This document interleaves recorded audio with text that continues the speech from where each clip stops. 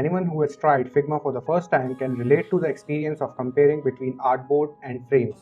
It may seem similar, but frames are different.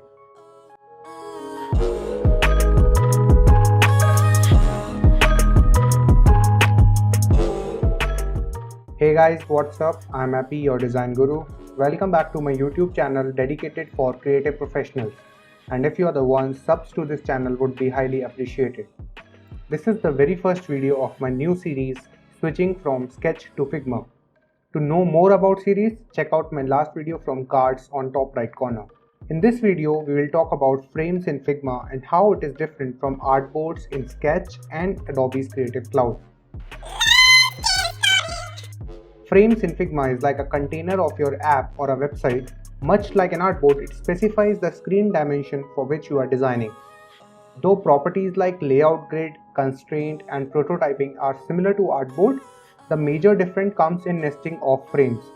Unlike artboard, in Figma you can place frames inside a top level frame, which changes to bold in layers panel.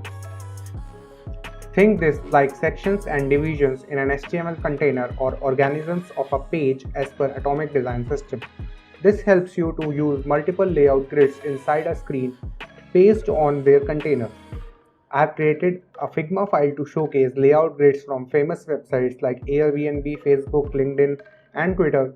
It's called Fam Grids. If you are a Figma community member, you can search Fam Grids and duplicate the file for free.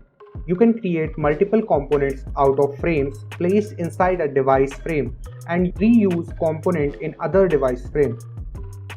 One of an amazing feature Figma introduced is auto layout.